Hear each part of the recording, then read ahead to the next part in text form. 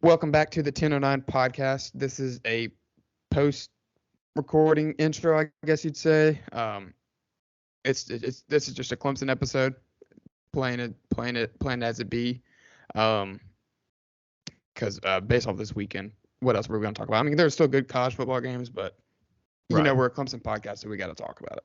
When we lose to a meme coach to a program for the first time in a decade, it's going to kind of take over the podcast. But it's not just us talking. We do have a guest for the second time. It is, again, a former quarterback at Clemson. It's Tucker Israel this time around, who has been quite vocal on Twitter and social media as far as what his thoughts are live watching these games, which we appreciate a lot.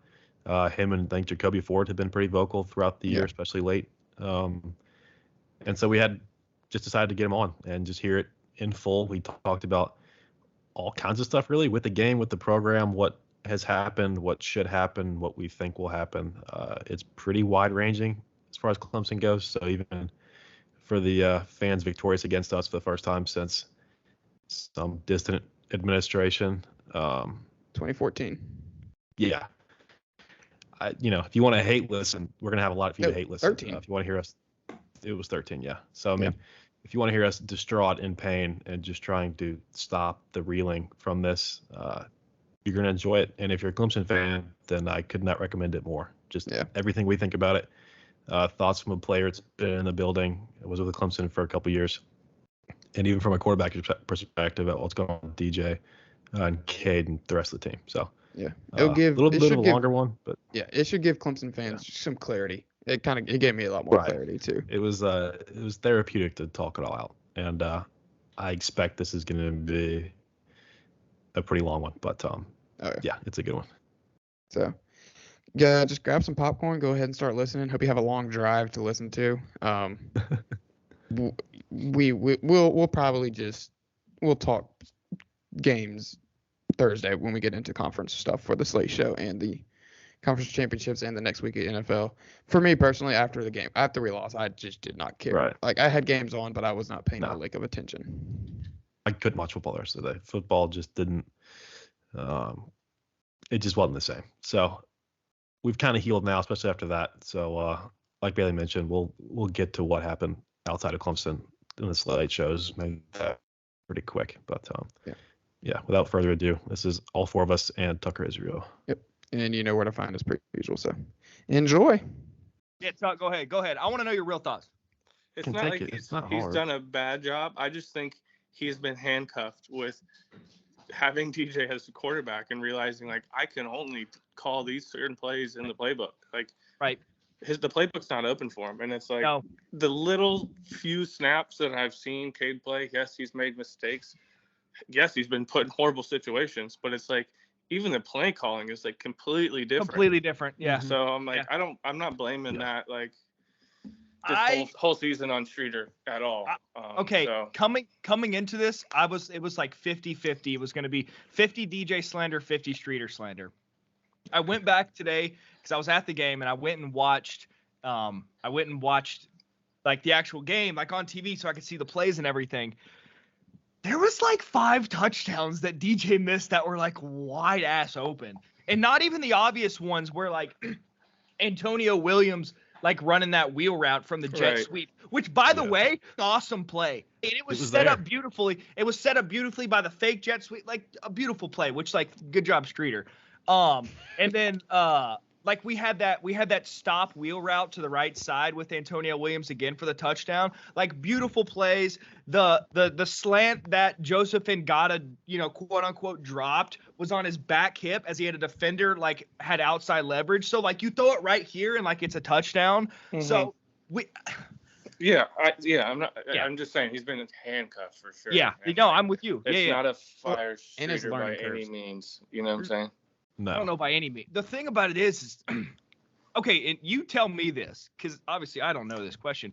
What's the difference in a quarterback coach, like your collegiate quarterback coach and like your private quarterback coach? Because it seems like all these motherfuckers have like private quarterback coaches back home, and then the regression that a lot of our guys have shown at Clemson, especially as of recent, and I'm just talking about one guy, but like the regression that we've seen. You know, he came into the season, like, especially Wake Forest, it was amplified that he was better than last year. And then throughout the season, he has gotten worse. So. Right. So your question is, what's the difference between like a collegiate quarterback coach versus like what's his job? Off-season? Yeah, it's his job to teach you the playbook and for you to know the playbook and then, you know the reads and everything. And then your QB coach in the offseason is more about footwork and arm action and stuff like that. I think, yeah, there's a mixture of both. I mean, obviously you don't want to get too technical on, footwork, drop, how you're throwing the ball in the middle of a football season and kind of change up things. Right. It's not like a golfer's going to go in the middle of a PGA tour and completely change their whole swing and expect to win the Masters the next week kind of thing. Right. So you kind of hit the nail on the head. It's completely understanding the offense and defense at all levels. So yeah, I mean that progression is usually, slow. It's not easy. Oh. It's like, dang, you get thrown in, you got to learn a whole playbook. Slow. And then you're like, oh, I just learned the playbook.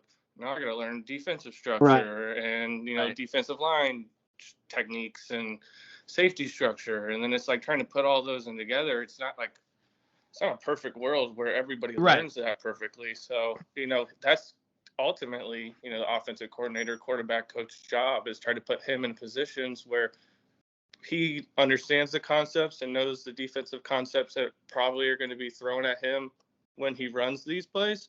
So let's run those plays, not give him a pop quiz, and give him something that's difficult game day that he hasn't really prepped or practiced or that he's uncomfortable with. Because, I mean, I know Streeter personally, and, the first thing that he would always ask us on game day is, all right, we'll go through the play call, like the play sheet, every single play, and highlight like which ones you like and which ones you don't like, cross out the ones you don't like. And it's like, Coach Elliott did a great job of that. I'm sure Streeter's adopted that same mentality. It's like, I'm not going to put a kid in a position where he's uncomfortable or he's running a play he doesn't like. So right. So he just ripped up 3/4 of the playbook. Well, I don't know. Seems like. I don't know, but it's just like, okay, if that's the situation. Kept QB draw. Okay, then, exactly, right? You know what he's comfortable with. He's 235 pounds. 30 pounds lighter. Tell me again. That's slim. Yeah. He's a defensive tackle.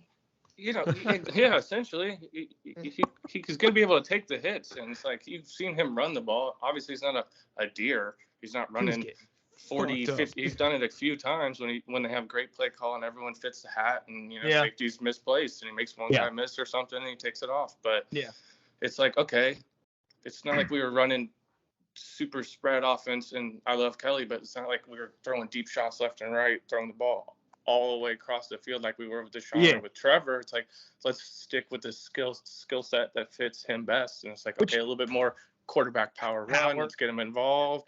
Like, let's get, quick game rolling, get him more in a groove, get him comfortable there. Same thing with a lot of quarterbacks, though. It's just like everybody has their own niche and style to get them in a rhythm of a game to be successful. And it seems like, some games it's like perfect. And then some games it's like first quarter's perfect, or first half, or the second half we kind of adjust more into it. So it's never like we've played a 4-quarter like great offensive game against a good defense. It seems like they rattle us, and then everyone gets the game plan thrown out the window, and it's like we get stuck in these weird situations on 3rd and long or 2nd and long, and it's like, well, we need to get Shipley a touch, and it's it's just really weird how the dynamic is kind of played out. But we're great in 2-minute drill. We've always been good. Yeah, and it's just like if we really ran that offense every single drive, it's like, why don't we do that? Yeah, I mean, the thing about it, like with the 2-minute offense, and it kind of relates to the overarching issue with DJ is, like, he's a one-read quarterback. He is. Like, you can say whatever you want. If the first read's not there, he either is too slow. There was a play. Oh, Bo Collins was running a go route on the outside. I think it might have been a fake bubble screen go, right? And he had like a step and a half on the guy, and DJ took the sack. And I went back and timed it, and he had 3.1 seconds from snap of the ball to when he was tackled. Like, that's enough time. I'm sorry, I didn't play quarterback. That's enough time to, and I don't think that was his initial read. I think it was like a slant on the backside or something. So I just don't know what his strong suit is. I guess his strong suit is 2-minute drill. There's a slant. There's an out route. But And that's quick. realistically, it's like those defenses aren't.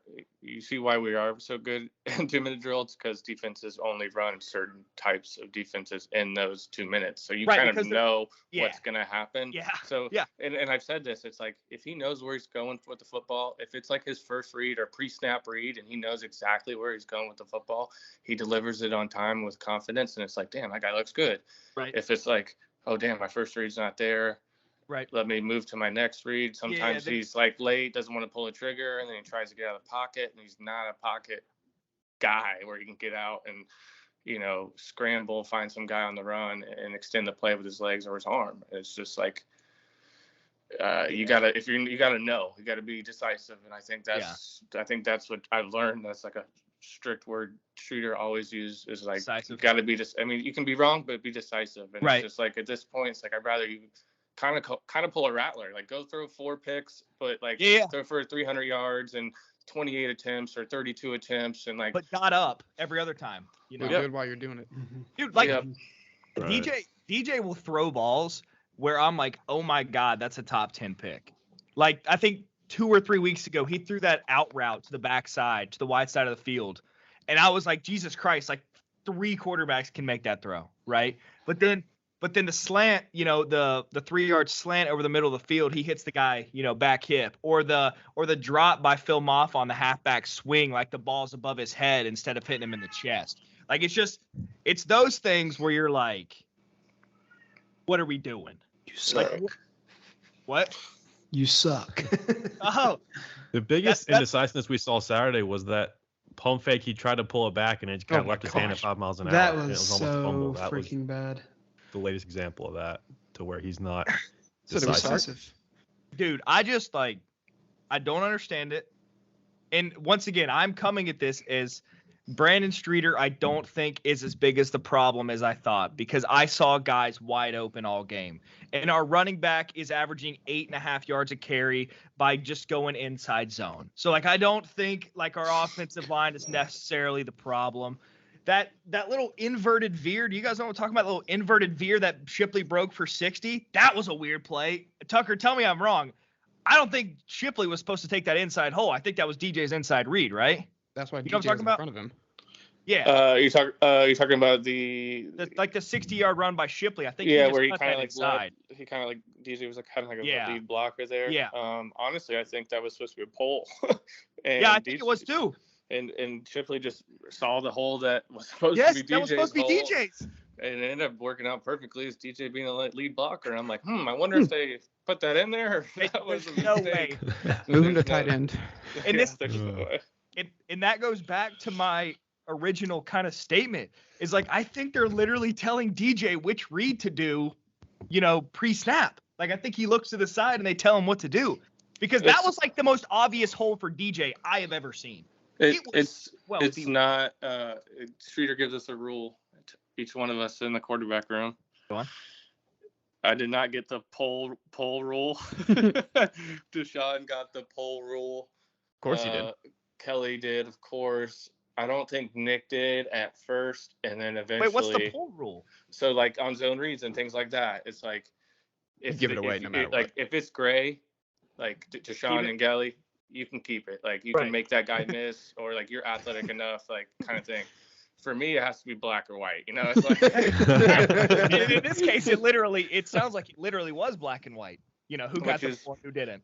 Which is what I've always been saying for like the last 2 seasons. It's like, holy crap, dude, pull the freaking ball, dude, and just fall forward for 3.5 yards. I'll be happy if that's all we get for 3.5 yards. Yeah. But then eventually you're going to pull that guy or pull a linebacker scraping over the top, and Will or Moffett, one of these guys is going to squirt one out, and there's not going to be a linebacker there. So it's like he does do it on some occasions, and then other occasions it's like that was the read. But then again, I'm like, something may be telling him, or they may be telling him, it's like, hey, don't pull the ball. We got to get Will. Right. We've only gotten 15 touches this game. It's like he's a 20-something back guy. No question about it. Like You need to get him 20 touches a game minimum, and you're good. I mean, we can say this, right? We can say Shipley's a 20-touch guy, but he had 15 carries and maybe 1 carry in the fourth quarter when we were down by 1. Also, hang on. I need to preface all of this by saying it's not DJ's fault that we fumbled on the kickoff return, and it's not DJ's fault that we fumbled at the 50-yard line on the punt return. It's not DJ's fault that Andrew Makuba decided to forget how to play in safety. And it's not their DJ's fault that they got Ray Guy at punter. Yeah. That was ridiculous. That guy was amazing. That guy, I texted these guys in the first quarter. I said that punter's going to win in the game, and I think he literally did. He averaged 54 yards a punt, and Jesus 5 of the Christ. 7 were inside the 20. So yeah, I would that point to that. That means 4 of 7 were inside the 5. Probably, yeah. There was at least 3. You could definitely say special teams won the football game. Which field position difference all was year. stark, whatever Tuck, it was. It was probably 25 yards. This is another take that I've had. Tuck, correct me if I'm wrong. It feels like from 2014 to 2020, right? The prime Tucker years, that Clemson did all the little things right. Every little thing was right. Outside of a few special teams kickoff blunders against Alabama. Shout out The Nick onside kick, Yeah. But I just feel like this year there's so many little things that we don't do right. Whether it's carrying the ball with 2 hands or blocking the right guy or not having a holding penalty or an offsides or a false start, stuff like that. Yeah, I don't know because I'm not looking at the statistical stuff that I used to see in the room all the time. Tucker, this is all field, my brother. This is yeah. But I just remember we were always my time there. We were always negative in the turnover margin, and we somehow still made it to the playoffs and then ended up winning a national championship. I think we ended up maybe even on the year at the end of winning that national championship game. It was close. But going into it, we were negative, and the whole season, I remember Sweeney just preaching. Even the season before when we were negative, he was just "You're not going to be able to win the games or big time, or you're not going to progress the way you want in the season, losing their turnover margin or being negative in the turnover margin." So that always stood out to me. I'm well, we're negative in the turnover margin and we're still blowing people out. We also had Mike Williams, Deshaun Watson, Jordan Leggett, Wayne Gallman. Yeah, I mean, I agree, but it's just I think we have those dudes on our team too. They're just we're, You think we have that same talent now? I mean, you're gonna put Will. I put Will and Shipley's Wayne Gallman in the same room, and I'd be all right. I mean, that's a pretty even comparison. Receiver-wise, Mike Williams is a freak of nature, but Davis Allen, Jordan Leggett, I'm picking Davis Allen, and I love Jordan, but you saw the catch he had. I think it was last week or the week before on the skinny post where he's in the end zone. Oh, beautiful. Beautiful hands catch. Yes. I'm and he's 6'6", 260 or 245 or something like that. And you're he blocks great. He doesn't ever have a mistake. He may have had one that game, but you know what I'm saying? It's very He had rare. a holding call that was questionable down by the goal line. It wasn't that bad, but Shipley bounced it to the out, or Maffa bounced it to the outside when it should have been an inside run, so it kind of caught him off guard. But yeah, other than that. I mean, Antonio Williams is I take him over. I love Artavis, Ray, any of those guys. He's up there couldn't hold the ball. Okay. But at this point, I think he's safe to say that if he progresses in a nature, he's definitely a dog, as Sirianni would say. Facts. And then from a defensive side of the ball, I thought we had probably the best linebacker group coming in in the country. But they kind of have especially all with the development played, of Trotter.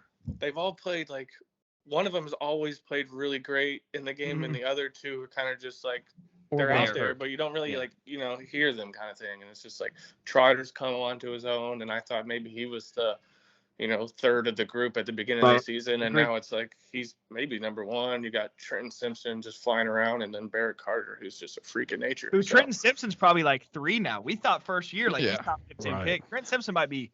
I mean, he also could. There's a decent chance, and I have a couple takes about the defense here. And Tucker, I would love to have your takes, brother. That's why we have you on. I think specifically with your defense, and not so much with your offense. Your defense specifically takes after your leader, and for the last however many years, our leader has been, let's drink 6 Red Bulls before the game, and we'll go play linebacker ourselves without a helmet. Well, now it's Pillsbury Doughboy. and like Mr. like relaxed, calm. Like even he said it after like week 2, I got to be more fired up in practice. Like I didn't realize how much that has an effect. Well, he's still not as animated on the sidelines as he should be. Like he's not going around yelling, dog cussing, like all this stuff that he could be doing to fire people up. That's Brent Venables is a different species. But you're not going to get an exact. Yeah. He's one-on-one. If he turned it up a little bit, yeah. Like I'm just saying, like I feel like the biggest defensive guys like have this like fire about them, and I don't see it. Yeah, I mean it was there. I don't see it in how our defensive coordinator. I don't see it in how our defense plays. You know, right? Because it used to be when you get inside the 20-yard line, we're pinning our ears back and we're not letting you in that end zone. You know, we'll let you have a field goal. But as we saw Saturday and a bunch of other weekends, it's if you let a touchdown, you know, we'll get them next time. You know, but so thoughts. You know, I think that those individuals obviously are coaches on the field. Those leaders end up being coaches on the field and probably are somewhat carbon copies of their coaches. So maybe there is a lack of aggressive tenacity that has lacked in the building since Brent Venables has left. But, you know, I can't say that because I haven't been there. Right. However, I do know that doesn't occur starting like September. That's made like in mat drills and Jersey Meadows. You know, yeah, exactly. Fall camp, like those individuals and those teams adapt those mentalities in those moments. So you're just not going to like wake up all of a sudden and respond to people because you're facing adversity in November. You have to be able to respond in those situations when you're running, you know, the 110 test or the 300-yard shuttle and someone's trying to coach you up as in a teammate is trying to coach you up, whether that be motivationally or, you know, getting aggressive, not like physically, but, you know, vocally. Like you get to learn and understand your teammates in those situations and how they respond. So when it comes time in the season and you get faced with adversity, you know how the team is going to be able to like receive your message in a clear way where they're not going to think that you're a different individual because you're in a different environment or a different situation. So I have no idea of the identity of the defense. True leadership. I don't think any of us know anymore. I mean, we were all four besides Beasy at some points in different capacities, you know, around the program, right? So none of us are there anymore. But from what I know about the people that are still there from when we were there, there's nobody on that defense anymore, staff-wise, that's a rah guy. And I can't speak to Nick Eason because I don't know him, don't know anything about him. But I see how Mr. Wes is on the sidelines, and he's not that. And I hate Miguel Chavis. Shout out you, dude. You made me mad about that. You made me mad about that Oklahoma defensive tweet when it was all Clemson people. But you know, he was still like a guy that would like get in your face, amp you up, even if it was cool and annoying as hell. And so I just don't know if that's, you know, I don't know. I feel like we don't have any of those guys on the field in general because we've had Bulwer, Skowski, Christian. The list goes on and on. Well, KJ's I would say. Yeah, but it's just I've noticed a decline kind of like those, like you're talking about, those insane like guys that go out show that they're leaders. It seems like it's kind of gone down a little bit. But none of those guys have the personality of a Christian, a Cleveland, a Ben, you know, that like off the field. Like we all know a lot of those guys that are still on the field, whether it be personally or just kind of, you know, passing by. Tyler Davis isn't that guy. Miles Murphy isn't that guy. From my limited interaction with Brian, he's not that guy, even though, you know, he hasn't played that much. KJ's that guy. Xavier Thomas isn't that guy. Like, it doesn't seem like Trenton Simpson, Jeremiah Trotter, you know, are that guy. So they're lead by example. Like, play on the field. Do it. Right. Yeah. Like there's not, I don't know anything. This is just my gut reaction of being mad. This is the first time we've lost in 9 years. You mentioned red zone defense. I got curious, looked it up last year. Percentage of times they scored points in red zone, touchdowns and field goals, 70%. This year it's 88%. So, I mean, if it seems like it's more, then it's because it is. Yeah. So. I feel like secondary on Saturday, doesn't help. Secondary doesn't help. secondary. Makuba had a bad day. I did call. I won't give myself credit. I called the touchdown on 4th down. I looked at my girlfriend and said, "This is a touchdown." And it was. I said they're gonna pass the ball here. That was the most obvious thing of all time. That's when they got down to the 1, but then they threw a pick. That was that play. Right. That was Well, I'm wrong then, but they did pass, and it was a big gain. Yeah. There was the 70-yarder in there too. So. Yeah. So, man, I don't know. I don't know anything. I'm mad. I'm glad we have Tucker on to explain some things. If our audience hasn't known, all-time passing leader for Florida high school, all-time, folks. Yeah, this guy. Got him on our podcast. So, Ever heard of a guy named Tim Tebow? Beat him. Beat him. More than just that too. Yeah. Tucker beat Jesus. Okay.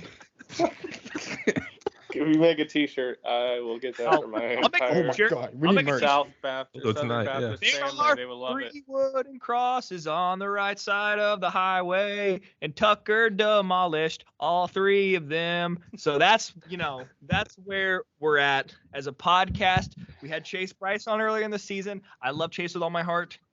His season didn't pan out like start of it did. Is it a I will curse? say Is it a Saturday curse? It they were in a hurts. game for a bowl game, and he drove him down the field in 40 seconds, and the kicker missed from 30 yards. I think lost College kickers. So, Do he y'all did think everything BT he would have could. made the field goal if he got a chance? Yes. Yes. Hey, shout out So to we're us. progressing the right way. BT Shout out fodder. Clemson in a weekend when you didn't have any secondary help, receivers or quarterback. We got a commitment from a 5-star kicker. Shout out us. We're really making sure that we impress the important people on Saturday. Do we really? Yeah, we Yeah. really did. Yeah. You said kicker. I wasn't expecting anything. Aren't the kicker rankings a little different though?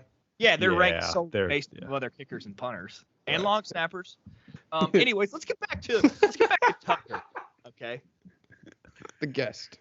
the guest of the hour. What T-shirts are we making? Somebody marked it. Beezy, you haven't spoke much. Oh, so hang on. Let's let Beezy speak. Yeah, let's introduce Tucker to Beezy's So- takes. So on that BC, concept. this is our old roommate. I went to high school with him. He has some awesome takes. And by awesome, I mean make no Yeah. sense. You ain't okay? heard nothing yet. My dad Yeah. loves it. And I don't know anything, but I think I know like there's 11 people on each side. I'm not sure BZ really reconciles with that fact. So Seth, what position group have you criticized for 2 months now, Seth? Yeah. Let Tucker know. hang on. No. Tucker, out of both Yes, sides of yeah. the football, what would you say the strength of our position group is? What is our strongest position group out of both sides of the ball? No special teams. The backs, so like bat linebackers and running backs. Okay, all right, perfect. Seth says this is the worst front 7 we've had. Oh, that is completely false. That is completely false. I have We have- never once said that. We have, I don't You know, say it every week. You just I don't have said outright they say have it. underperformed. 4 first rounders in the front 7 out of 7. And BZ's like, you know what? I'm not sure that they're good. It's like, I don't think there's the problem, brother. They had 38 yards rushing or whatever Saturday. And 11 TFLs. Awesome. Yeah. I know. This Saturday, the past couple weeks they've been playing up to expectations. I'm saying Meaning yours. Yes. to my be clear. expectations, yes. But I feel like comparing these guys this year who are supposed to be the best D-line we've ever had, comparing them to like 2018, for example. No I don't know one where said you heard this is that. I better don't know than where you heard that. Christian. No one has ever said this is better than Christian, Cleveland, and Dexter. No, they were on the cover of Sports Illustrated, Right. and they're defensive linemen. Deservedly. All top 20 draft picks. Yeah. Yeah. Well, I mean, but this line this year was supposed to be there. Everybody was supposed to be a first round draft pick. Everyone. They still are. Maybe 2. I don't. The 4 that were still are. I don't think they are. You don't think they are? Yeah, they're not. They're Like, not. what are the 4? Like Brian, Miles, Tyler. Tyler, Tyler. and Tyler's not a first KJ rounder. be? KJ's not a first rounder. KJ wasn't getting drafted before he I don't played his. think KJ. It took but KJ 6 years to The do other this. three, That's- I could. Honestly, you I don't- think Tyler. I don't see any of those. Honestly, like if any one of those guys potentially is going to get drafted first round and is healthy, it's probably XT. No. Yeah, X. I forgot. Yeah, you think I'm crazy, but he has got more of a higher think you're ceiling crazy. than all of those guys. I don't Stay on the field, and I hate it. I don't really agree do. with the ceiling part in the NFL. I don't agree with the ceiling part in the NFL. He's maybe 6'2", maybe. What is Micah Parsons right now? Dude, Micah Parsons is like 6'5". Micah Parsons is not 6'5". Someone look that up. I am. Jamie, look that up for me. He's 6'3" listed. That's okay.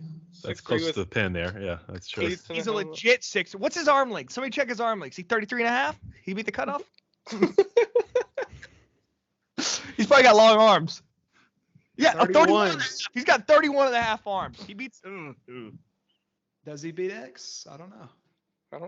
Does X have arms? I'm just saying he'd be the type of guy to put on a couple extra pounds. Wasn't. Sorry, Tucker. Keep going. No, okay, hang on. Tucker's making a good point here. I'm gonna back off. I don't think Xavier Thomas is gonna get drafted, and I don't think he has the highest ceiling out of all of them. But my XT is built a little bit like Micah Parsons.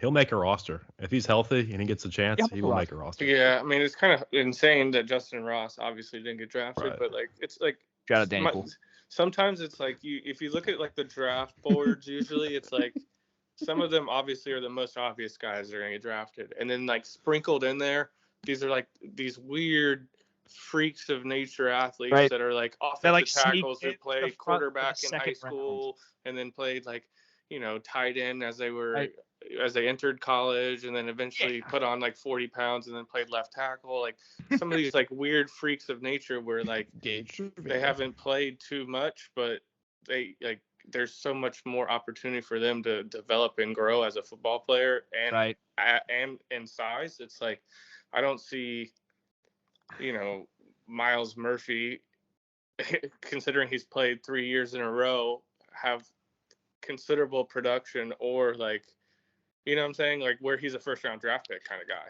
It's so like coming into the season, you felt that they may have been overhyped if people were calling them first round draft picks.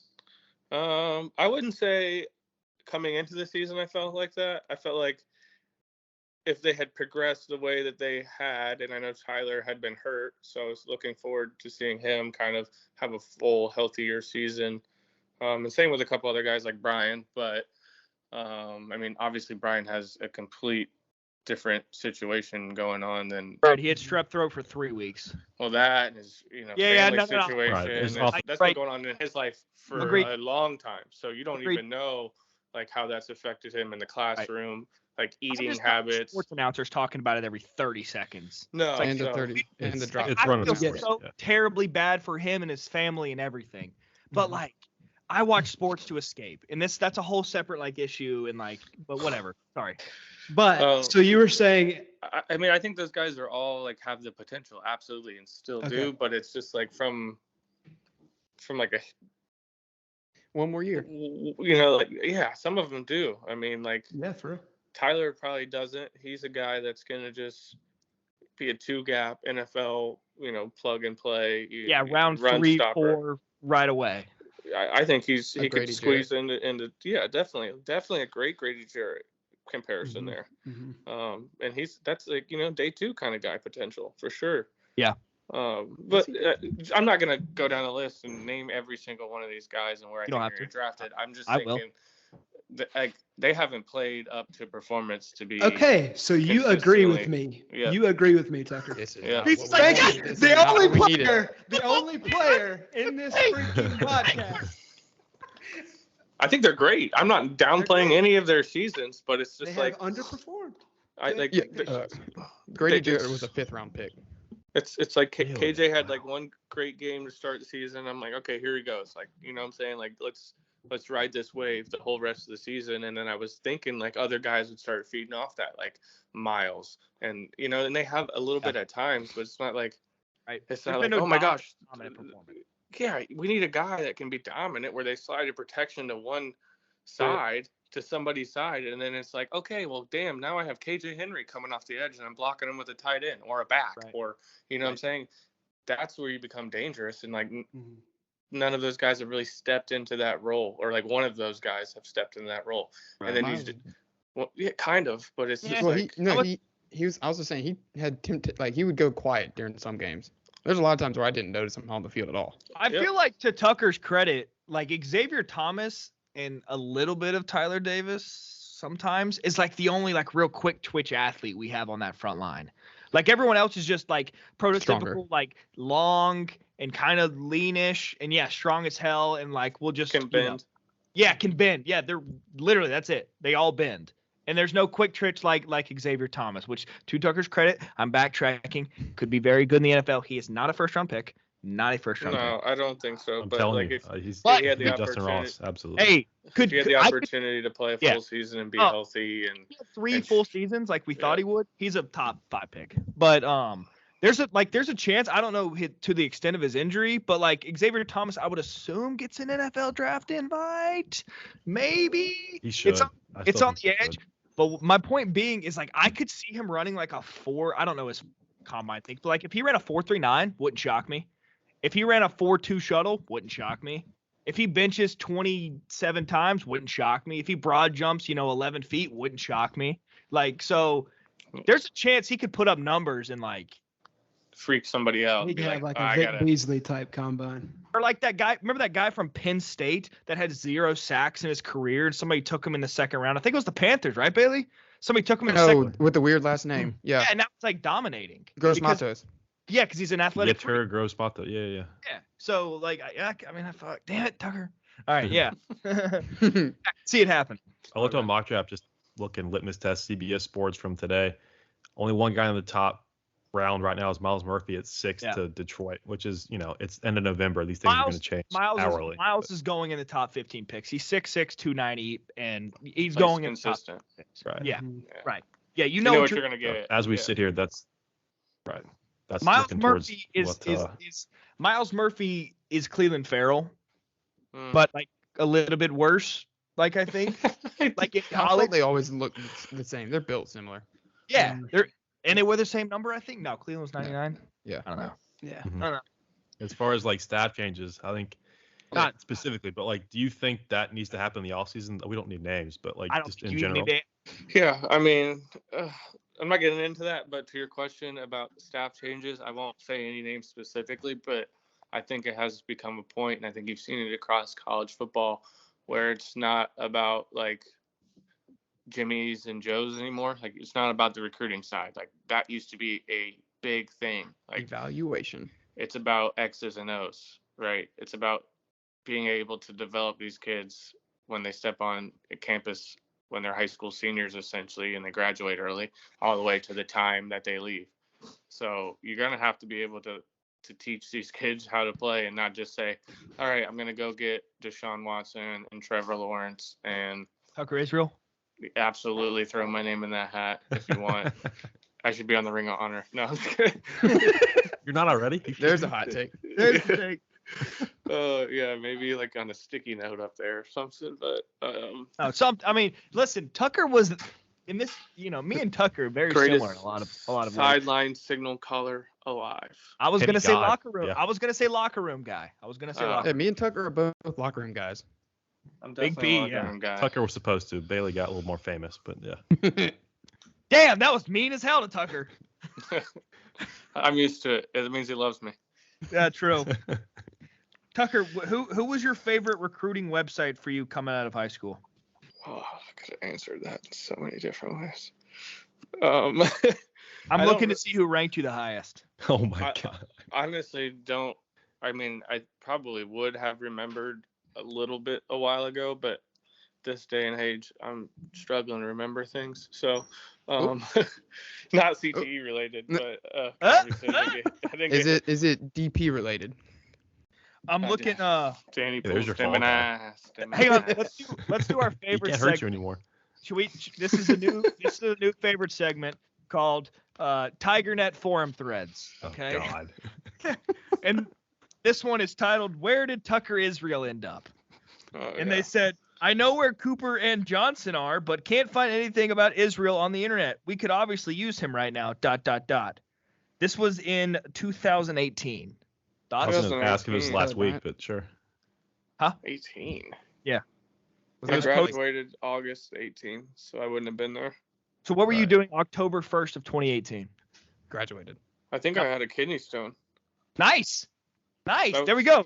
So I'm going to passing reply to something. this guy. I'm going to reply to this guy right now. Ace Vans. Oh my He had 4 a years kidney- ago.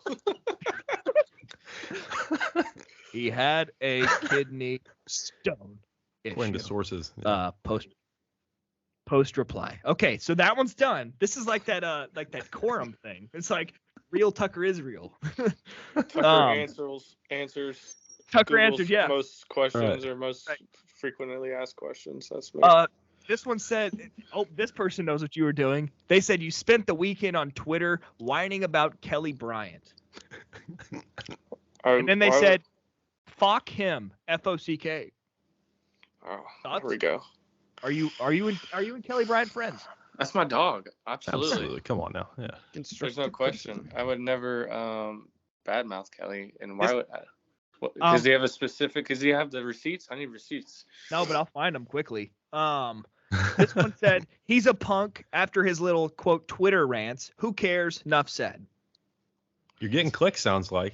Yeah, sounds like people are interested in my Twitter. Yeah. Apparently, This one says It ruins their whole day, it sounds like. Tucker made a comment that showed solidarity with all the transfer QB brothers. Then he apologized to the fan base. I guess he felt bad about having kinship with former teammates. Seems like he knew the fans better than I did. Kid transferred the right way, was never going to play here, and hasn't even gone anywhere else to school since Clemson. But we're upset with his disloyalty. So much for you'll always be a Tiger. That ended up on a nice note. yeah, that twisted weird, didn't it?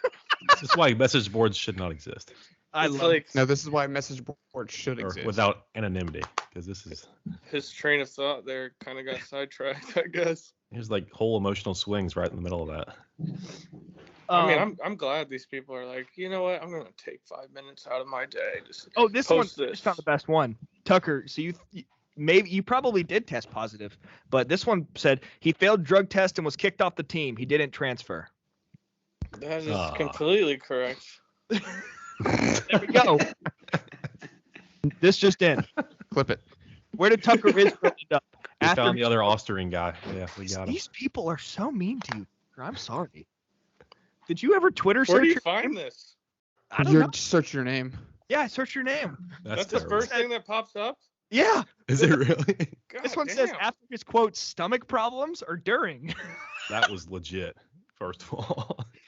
I turned to Skeletor midway through the season. Yeah, that was bad. You dropped you did like the DJ weight loss program in like a week. It I, was like love- legit scary. I did 30 pounds in like 30 days, It was- essentially. Must was like- 30 pounds in a month. Yeah, it wasn't fun. Yes. Dude, they're so mad at your Twitter. I said, where did Tucker Israel end up? And they said, on Twitter.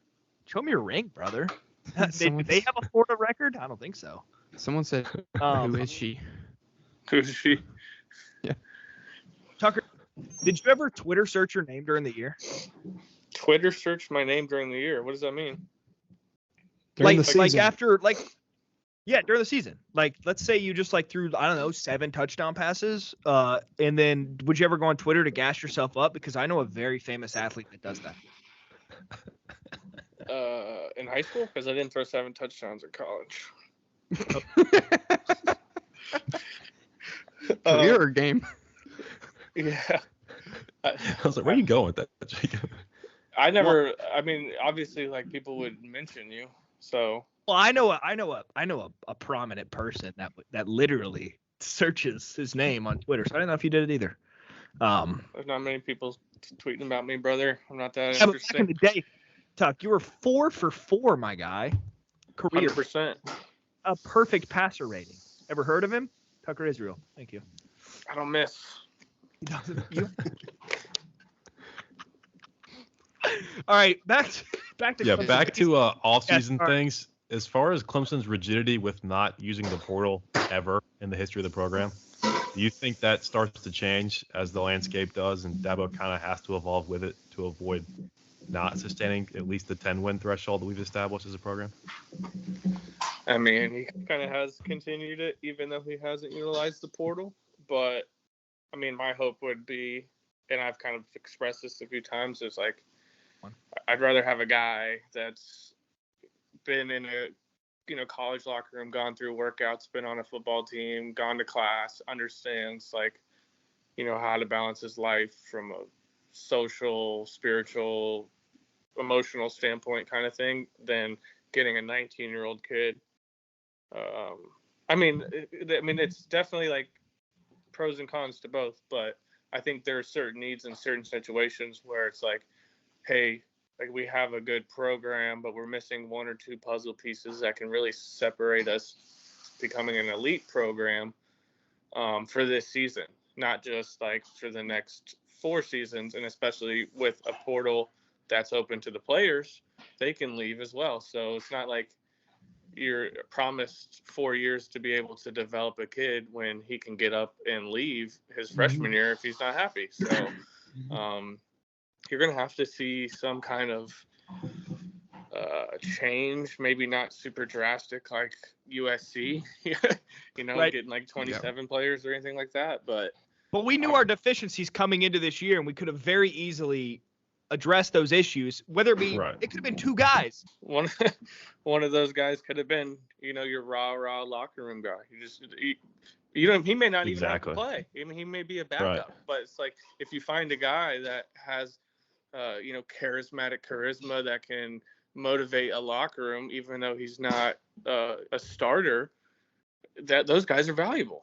Like, it's like he can change the whole outlook of a whole side of the ball, defense or offensively, or even special teams, just because of the way he carries himself, or he forces other people to carry themselves around him. So, yes, I don't know what Dabo's intentions are going forward in the portal. Obviously, he's stated in the past that, he's going to do what he's going to do. And if there is a situation where he sees fit, maybe that is, but that hasn't really kind of been the case so far. So, I mean, if we know anything about Danny Pearman, is that he's going to identify the right guy. What does he do? He's now the head of like portal acquisition. I don't know. Anyways, Seth, give Tucker, because I'm gonna go through some of Tucker's tweets later that I have pulled up. They're pretty entertaining. I'll say that. They are. I appreciate the presence. Let's go through your Twitter because I was looking at it. Did you ever get a free meal from that diner over in Seneca? Free meal diner in Seneca. Which one was that called? Pause. No, not. No, that was fire though. I missed the. Missed the Southern, like the meat and threes. We don't have those down here. I'm in Orlando. Interesting. Yeah. Everybody comes down here, but nobody hits me up. It's the craziest thing. I didn't know you lived there. I would have hit you up. I just knew Florida. You've never driven from Georgia into Florida and seen the sign with my name on it as you. No, I'm just kidding. I mean, I was that believing 300 foot. He had like Tucker had 15,000 passing yards over 4 years. I would have believed it. No, there's actually a kid who my old high school coach coaches now, who was a freshman, just had his first freshman year. I think he threw 38 touchdowns and like definitely over 3,000 yards. So he might break it. Yeah, definitely. I mean, Tucker, you threw for 56 touchdowns your senior year. It's gonna be hard to beat. Yeah, but I didn't throw for 38 my freshman. That's pretty good. You threw for 3. 0. Yeah, you're right. I threw for 30. Huh? So, I don't know where I was gonna go with this. Somebody ask him another question. I feel like I'm carrying the load here. Seth's got his Twitter pulled up. I thought we were gonna go through his. Twitter. The Twitter thing. Yeah, Tucker, this has been phenomenal. Hit me with a tweet. So now, before I hit you with a tweet, is your goal an aspiration in life to be Darian Rencher, or? No, I think. Honestly, the play? I think Darian saw how much love I was. He's trying to copy you. No, obviously from the forums, everybody loves me. Right. It's clear. But no, I mean, I think we as players have an insight, and he even probably has a better insight than me because he obviously was there. I mean, he just had left the program, so he has a better insight to those players and to that team, and to even the coaching staff. Agreed. So, let's keep going down the tweets. 7 completions and half of them behind the line of scrimmage. Just unacceptable effort from number 5 again. Yeah, I mean that's pretty self-explanatory there. That's a small number and then a big number. Yeah. Bailey's the one. Bailey sent me that graphic yesterday or Yeah. the day before. The charts. the one that that the- guy the- is a the great charts that football, you by the sent way. me. Yeah, and it's like, Yeah, what are we doing? what am I doing? And What am I- then here's where I'll credit like not blaming Streeter in the fact that if you can't hit a 3-yard slant, how can I trust you to hit a go ball on the outside? He could You have had know? a guy going out the backfield. Okay. I have a question. Go. ahead, Y'all have not been trashing on Streeter too much. I understand Mhm. there's a connection here. But when your quarterback goes 8 for 29, why is he throwing the ball 29 times? Why are you not sticking to the run? There was We touched a on this drive briefly. toward the end of the game. Huh? We touched on this briefly. Keep going. Keep going. Yeah, keep going. There was a drive toward the end of the game. I think it was the second to last drive that we had, where we passed 3 times in a row. And it was like a drop, an overthrow, and maybe 2 drops and an overthrow. Why did we not? We had 3 minutes left on the clock. Why did we not run the ball, get in field goal range, kick the field goal, win the game? We got caught That is behind the on stick. Streeter. We got caught behind the sticks. What are you Yeah. talking about? We got caught by it was like it ended up being like 1st and 14, and then we ran the ball, and then it was like 2nd and 11. You can't Second do and it. long, third and long. That's Yeah, you just can't. How was it a first and 14? False start. Like, I don't remember. I think there was a holding or something. I'm about to I go. there thought- back. was one late something. Do you? Tucker, you can speak on this more. You just watched the game, Jacob, so maybe my memory's fuzzy, but I thought it was Are you pass, talking about pass, the one- pass. Where DJ intercepted it. No, we had 3 minutes left in the game. We had decent I know what he's field talking position. about. Yeah, I I'm know what watching he's it talking now. about. All Yeah. we had to do was run the freaking ball for 3 minutes, kick a field goal, Run the win the damn game. ball. We had 2:58 left in all our timeouts. So my Or- whole point in 3 this is incompletions. like Right. my whole point in this is why are we not blaming Streeter for those play calls? I didn't. Why say did he abandon the run toward the end of the game? It doesn't matter that it's a close game. I'll let Tucker speak on this, but if you're 1st and 10, if you're 1st and 10 from your own 23 with 2:58 left, brother, you're in 2-minute mode. You know, I don't Right. know how much running the ball you can realistically do with 2:58. You know, We're at down? 20. We're down at this point. Yeah, we're down by 1. Yeah, it's like the last time we had the ball. Right. How many 58 timeouts? left. All think 3 we- timeouts 3 We had times. all 3 shit. timeouts, 3 minutes. on our own 23. Yeah, I mean you can run the whole offense at that point. With 2:58 left. Oh yeah, With With all dude. the 20? timeouts, yeah. If you're down 1, dude, you if you're down Right. 1, you know what you can do. You can do so much with so little time. Down 1, and all you need is a field goal with 1 timeout. With with BT 1. Potter as a kicker too. Yeah. Yeah, I it's- mean it's insane. So I mean, so 258, there you go, 258, you could 258. You probably get another possession out of that potentially, depending on how your defense We flips did. around. I think we did get another. we almost possession. did. We They got a did, third yeah, and with long. like 40 seconds to go, but that was when he fumbled it at the 50. Oh, Yep. you're right. My bad, my bad. Yes, So- that's when Antonio fumbled. Right.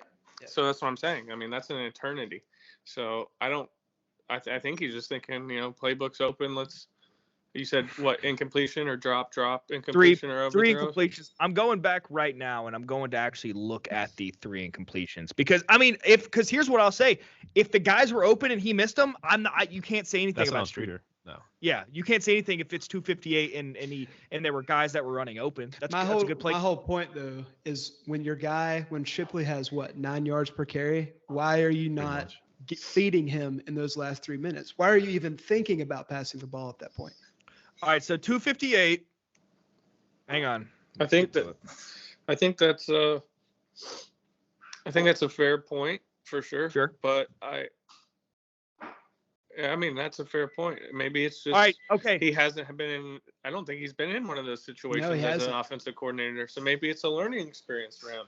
Hey, I mean, at least at Clemson, like down 1, 258, like, hey, like we want to score for sure, but we don't want to score too quickly, like where they get the ball back and then go down there and score. And, I think he Now was a it's little game over. panicky. I think he's a little panicky. When you're in that situation, typically you are throwing the ball all over the field, but when your quarterback is throwing for 28%, like you don't do that. That I whole agree, last Seth, drive. Seth, he called a 3-yard slant and he hit EJ Williams in the chest and he Yeah, dropped. he dropped it. I don't That was blame bad that one. on Streeter. I don't blame when it's man coverage on the outside, like Mhm. and they're playing off ball. Like they're literally trying to give you those yards. The looks are there. Yeah. yeah, and that puts yeah. you I think that puts you in a better situation there on second down to go and hand the ball off Mhm. to Will. And it didn't look like he was very comfortable out there that day. Like he looked like a little banged up. Will speaking. Yeah, he did. He still ran good, obviously, but like he just kind of, even on the sidelines a couple times, had his head down, just really wasn't himself. I felt like, so maybe there was something in that we just don't know behind the scenes. That contradicts comments made by Shipley himself, where he was like, not directly, but he was definitely questioning why they didn't stick with him more often. He's like, yeah, it was disappointing, but they saw things that I didn't see, or they didn't go with the things that I saw, but they saw other things and decided to pursue those. Well, they were that's fair. in the box and say, throw it by me. So that's like, probably what they're doing too. I mean, I haven't actually looked back because I was literally working when I had to watch the game, so that was frustrating in its own right. But like, I think you just hit the nail on the head too. It's like everyone's gonna say, all right, Will Shipley and DJ running the football is the only side of the offense that you guys have. We're gonna put 8 in the box, 9 in the box, and just play man and just say, hey, DJ, go ahead, beat us with your arm, all right? And then receivers, you're going to have to win against the DBs every play and create separation. And it's just like, I kind of blame them a little bit, but then again, I don't. It's like, how many times have they been put in opportunities throughout these 2 seasons or even this season where they're making like contested catches all the time? They're not. It's either also, like they're wide open or they're not. So they don't even have that experience when it comes down to it. So. Right. Yep, jump ball hadn't been there. Yeah. Right, Seth, the first down play call, wide open slant. Second down play call had 3 guys open, yet he chooses to do the 12-yard comeback to the outside to Joe Ngata for I don't know why. Threw it out of bounds. Yeah, threw it out of bounds. And then third down, he had Ngata open down the seam again, and he missed him. So I understand your frustrations with the play call and think we should have ran Shipley more. But if the play caller have guys open, I mean, yes, it falls back on DJ and it falls back on EJ for the drop. So, but like, don't put yourself in that situation where your quarterback has been off. Go with what's been working. We have the time. But again, I think it was a learning experience. Once again, Seth, you're missing the whole point. He called the play that should have worked. He called the correct play. But all day that hasn't been working. Go with what works. Win the freaking game. It worked. Seth, it worked. The guys who EJ, they're literally begging you to take that. Yes, they were begging you to take it. And we said, okay. Because at the end of the day, like Tucker said, if they have 6, 7, 8 in the box, you can't run the ball. Well, no, they did that all day, and we ran all over them all day. They were stacking the box all day, telling DJ, throw it on us if you can. I haven't Will was still running the ball. Based on the rushing yards compared from the first half to second half. You think they shut us down a little bit? I think they did. I mean, honestly, it doesn't make any other situation. Like, if you're smart, right, and you go back from a South Carolina standpoint, like, what is their first thing they're going to do? Damn, we're getting freaking killed by the rushing game right now. Like, we got to do something else. And we got to say, all right, if they're going to win this game and we're already down, like, let DJ – let them win it, like we're not going to continue to let them rush for 500 yards the rest of the game and just get pounded. It's just not going to work that way. So there definitely could have been adjustments by South Carolina. Seth, I'm watching spots back in the game, and every single play they had 7 in the box. You're going to run it on 7 or 8? No. I remember I vividly remember there's one play, it was like 3rd and 1, 3rd and 2, or whatever. They had all but 2 DBs in the box, and they said, well, Carolina knows they're going to run the ball, so they're loading up the box. And what do we do? Run right into it. So if we choose a pass play and the guy's open, it's the right play call. Right. Yeah, you have to depend on your play. You have to depend on your player to some point. You have to let the players play. Execute the play. Right. Yeah, and you can't pull a Navy and then just be like, all right, well, all we're doing is run the ball here, guys. Like, you got to keep them honest in some regard. Like, even if it's not working, it's like, well, I don't know. You know what I'm saying? I get what you're getting. I understand, and I can agree with you. Absolutely. It's like, well, we know we've ran the ball good all game. Like, why can't we just finish off this game in the second half the way we started in the first half? But it's like, and really the drop by EJ screwed up the whole plan for the drive. Yeah. Because you don't run on 2nd and 10. Like 1st and 10, you can do that. Just try to get 3 or 4 yards. I mean, You can, but like But not it when messes DJ is up your the quarterback. plan. True. I don't know. That 3rd and that 8. was something to me where it was like this seems to be a Streeter problem just as much as it is a DJ problem and a wide receiver. I'm not saying Streeter has none of the blame. I'm not. He's not perfect.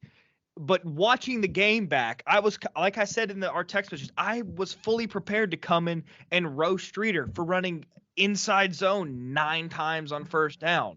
But at the end of the day, there were guys open. Yeah. Yeah. The looks were there. He can't throw the ball out of DJ's hands. We rushed for 250 and guys were wide ass open, you know? So freaking frustrating, dude. I'm just so ready for DJ to be gone, man. I'm so ready. I got bad news for you, Seth. He's got 2 more years, brother. Yeah.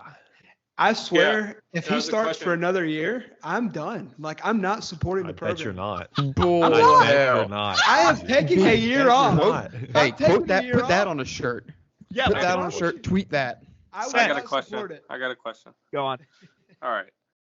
What do you think realistically he's going to do after this football season? I think he'll transfer. I think he'll transfer. He'll transfer back to the West Coast, I think. Yeah. San Diego State would be lit. People are saying like Washington, San Diego State, UCLA. DTR's gone, I believe. He just needs a new start, man. I mean, he's from that Notre Dame game. Like, he has tools. He just he has a first round arm. He's got a monster arm. He's got a first round arm. He just doesn't have the mindset. And you know what's crazy? Like, go back to that freshman year. He had that 18-point comeback versus Boston College. That requires a lot of mental. Like, that is a ton of intangibles to have a comeback like that. He had Travis Etienne at running. No, he didn't. No. Yeah. That was 2020. That was Travis last year. No, that was 2020. Yeah, because that was the year that got hurt. Yeah. COVID. Got a concussion or collarbone or something like that. So you think you had more confidence in the players around him, and you think that kind of – I mean, it does help, but even still, like, you have to be strong mentally to be able to have a comeback like that in the situation that you're in. Dude, Travis had 225 yards that game. The Boston College game. Nuh-uh. Lord. Yeah. How much did DJ throw for in that game? I'm getting there. Hang on. He threw for 342. He had a bunch of rushing yards too. So he threw for 342 versus Boston College, and then the next game he did 440 or whatever versus Notre Dame. Notre Dame was first, but yeah. Okay. Was it? Yeah. Yes. Well, It was COVID. And it comes back to what I was saying. Like, if we're gonna make a change, I think it needs to be Grisham. Dude, EJ Williams his freshman year was awesome. Yeah. Yeah, he was going to be like the guy. His freshman year was awesome. Like, you know, Brandon Spector, like, even showed flashes, like, freshman year. He did. Yeah. And they just. So you think it's all coaching? Evaluation. I mean, you heard what Tucker said. He said a lot of it nowadays is more X's and O's than Jimmy's and Joe's. So. Yeah. I've never heard that before, but I'm rolling with that forever. That's sticking with me, yeah. Normally, I think they say Jimmy's and Joe's and X and O's. So, Tucker, from a player's perspective, how do you explain the drop-off in production from, like, this guy coming in just fresh out of high school, just doing some crazy stuff, like pure talent, pure natural ability, and then as the years go on, they regress and don't like. You could say Justin Ross got worse after Jeff Scott left. Yeah. I mean, even Trevor. No, I'm playing. Don't go there. I'm playing. But yeah, like, do you think guys get in their head too much? Do you think it's like they're thinking about technique, or because people will come in, dominate their first year, and then just never meet that expectation again? Do you think it's also like game planning against that player as well? Before Tucker said something, like, to me, what that comes in is, like, I think of, like, baseball. Like, Jacob, when Austin Riley first came up and he was just stroking people. Whoa. Okay. And then once they got film on him, they knew how to cover him, and then he just didn't, or they didn't develop or adjust to the film. I don't know if I necessarily agree with that analogy, because we have a lot of film on Justin Jefferson, and and Jamar Chase and but like Austin Riley has been what MVP caliber. They're not developing them. Baseball like, is so much more skill. I know. But I'm just saying that there's more film on and they know how to cover them, but they're just not adjusting to it. But then again, like EJ has been mediocre or below mediocre since his freshman year. I've never been impressed by that guy. Like he's always disappointing me. And Saturday was no different. It's like, why is this dude still on our team? Sorry, Tucker. I mean, it's hard to explain. Like, obviously, it's like another thing of not being in the building, not being around to understand. Like, but it's not like these people like Tyler or Streeter or anybody in the business, like even Lincoln Riley's brother. It's not like he reinvented the wheel. He's just kind of doing the same thing Lincoln's doing. Who's same Lincoln thing Riley's with, brother? He's like the offensive coordinator at TCU right now or something. Oh, really? With Sonny Dykes? Yeah, they're tearing it up. Yeah, I didn't know that. But I'm saying is like all that stuff's passed down. So you'd assume, obviously, Streeter's going to do it a little differently, and Tyler's going to do it a little differently than Jeff Scott and Tony did it, kind of thing. But ultimately, that philosophy is continued from one coach to the next, usually, unless somebody kind of like comes in from completely different situation from a different school. But we really haven't had that. Everybody's kind of been homegrown. So you want to try to keep that philosophy within your players. So it's not like they're having to relearn a whole new language, essentially, or anything like that. Mm-hmm. So I don't like, unless they're practicing different drills in practice that aren't developing them players. I mean, physically, EJ Williams looks the exact same as he did as a freshman, like physically. Yeah. So that's we're going Joey Batson hot seat. But he's been on the mend here a little bit. When Smo left, this all started. Yeah, I will say that I think there definitely needs to be a change. I think Paul Hogan. Whoa. and the strength and conditioning side of things, I think things have completely. Honestly, Bina is on top of. You think I'm crazy? Bina is. He really is. Intelligent. He's smart. Who? He maybe Alex Bina. Yeah. Oh no. Oh, I am Alex Bina's biggest supporter.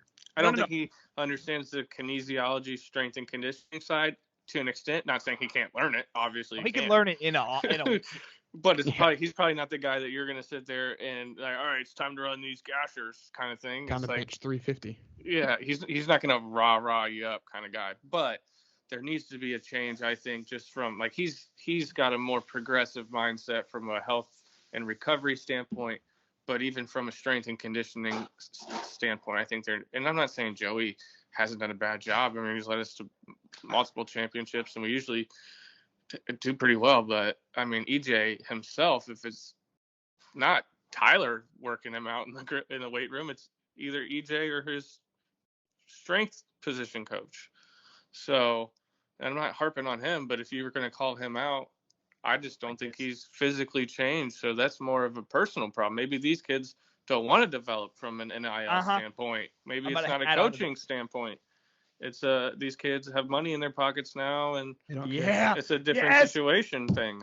Yeah, maybe it's a different way to look at it. Maybe it's not just so one-sided always. So I like it. I don't know. It's a take I've had for years that the Clemson football program, after the 2016 and 2018 national championship, the kids that came in after that were different. Yes. In terms of 100%. They didn't think they had to work for it. They were already Clemson football players. They've already arrived. Yeah, they've already done, they're Clemson, they're Clemson football players. Everyone should bow down to them. We don't have to work. We're top recruits. We're at Clemson. Dabo Swinney says we're awesome. And I know what he says publicly is a lot different than what he says post-practice, during practice, meetings, whatever. But if you're an 18-year-old kid and you hear about how awesome your recruiting class is and how it's just going to keep going, you don't think like a little bit of you is like, you know what? I am pretty sick. I am pretty awesome. Like, I am going to Clemson. Like, I don't have to work that hard. And like pre-2018, Like Christian Wilkins was out there after every practice. Man, he made people transfer. He had Jordan out there literally. for 3 hours after practice. Yeah. Well, he didn't make. Yeah, but yeah. So. Yeah, I mean, I don't know if it's an NIL standpoint, but these kids have money in their pockets now, and it's like it's changed now. They used to be continue to work for it at the college level. It's like, hey, I can really change my family's life around in college if I make it in the NFL. Versus now it's like, hey, if I can just do very good in college. I mean, I work with a lot of people that are Florida State and Florida folks, and they're donors and season ticket holder kind of thing, and their AD flat out has said, we need $20 million for this recruiting class. We need $15 million for this recruiting class. We need X amount. If you want these kids to come to your school, you're gonna have to create this fund of this amount of dollars per recruiting class to get the kids that you want to come to your school. Yes. Well, I don't blame the kids either that don't have a silver spoon and their mom's working 3 jobs and whatever the case may be. I'm going to the highest bidder. And you now take it while it's there. $5 million, of course. Yep.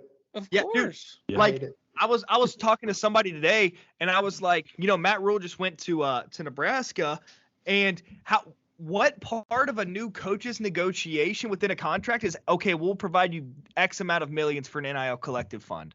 It's no longer what's my assistant pool. It's what's my NIL collective pool. Clemson ran 5, 6, 7, 8 ads on the new video board during the game about how you need to donate to this collective. We had Dabo Sweeney, who makes $11 million a year, telling my ass to donate to a collective fund. I understand he can't donate, but if we really tried, he could. Right. Like, there's plenty of ways for Dabo Sweeney to write a check, but he's asking me, the kid straight out of college, to give to his players to lose to South Carolina. Are we going to talk about ACC championship at all? I don't want to. I don't want to play that game. Okay. No. I'll have one. I got a couple takes. We got to get up for it, or we're going to get blown out. Tucker, what did you say? We got to get up for that game. We're going to get blown out. Oh, first I don't care what the spread is. I don't care what athletes are on what side. I'm going to go to the Cheez-It Bowl, and then I'm going to go hang out with Tucker. So, Orange Bowl's in Florida, too. Wait, didn't you go last year? And you didn't talk to Tucker? I didn't know he lived there.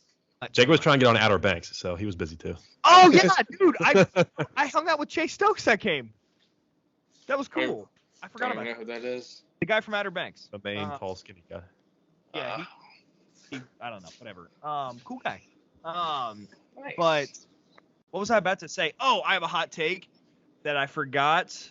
Oh, I got it. So Brandon Streeter said, and Tucker, correct me if I'm wrong. Brandon Streeter said that the drops are not on DJ. I disagree. I think some amount of blame can be placed on DJ because he throws ducks. Worse ducks than I've ever seen in my entire life. And if you got a ball spinning sideways, it's a hell of a lot harder to catch than if it was spinning like Tom Brady. And my boy throws it like Peyton Manning before he took steroids after he broke his neck. So, thoughts? I think there's good blame on probably equal parties, but, their job ultimately, no matter what the hell it looks like, is to catch it. And they've been with him for 2 years now, so probably more, 3 years too. So there's no excuse at this point, and there's no excuse to be 8 and 29 either. So I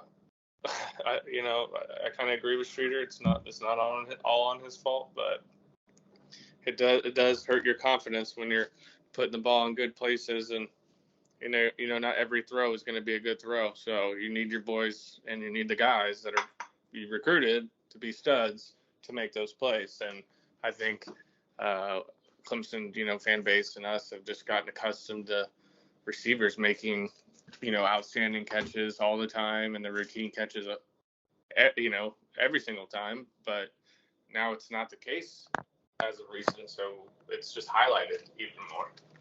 That doesn't fit my narrative, so I don't agree with it. I was going to say, where are you going to squeeze that in? Yeah.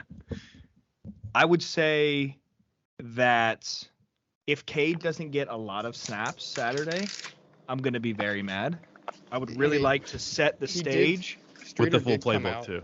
Yeah. With the full playbook, and don't put him on the 3-yard line down. Say Right. go make a play, kid, and then get mad at him when he tries to go make a play. Okay. Mm-hmm. Yeah. Get him at the 25-yard line with 12 minutes to go in the second quarter, and with some ones to throw to as well. And then live with the mistakes, honestly, because they're gonna happen. Yes. He's a true freshman. We forget he's like 18 years old. The other guy will also commit mistakes. What did Streeter come out and say? He said that Cade will get snaps. That's all. Right. He did straight up say that. Yeah. Is that a question, Beezy? Yes, I was getting confirmation. Let me get the exact quote up. He left it up for interpretation. Actually, Streeter on if Klubnik will get any reps on Saturday. We are still talking about that potentially. We are still in discussion about how we can utilize Cade, but DJ is no doubt the starter. How many games does it take to figure out how you can use a player? I would say 12 is too many. I would say 2 is about what you get. He's played half a dozen as well, so. Cade has? Yeah, at least. How many snaps, though? Red shirt. Probably like 20. No, more than that. No, probably like 40. We got to include the Syracuse game where he's credited for the comeback win, but he did nothing. That's true. Forgot about that one. Yeah, so. Hey, he provided a spark, so. Dude, the crazy thing is that 2-point conversion throw was nice. Though. That was. Yeah. Tucker, how much? Here's my question to you. How much? Obviously we know Tucker's backstory and recruiting and all that stuff. Tucker, how much stock do you actually put in like quarterback recruiting rankings? I feel like they've gotten better of recent years compared to like 10 years ago. I feel like they're pretty good now. I mean, I wasn't really like a savant when it comes to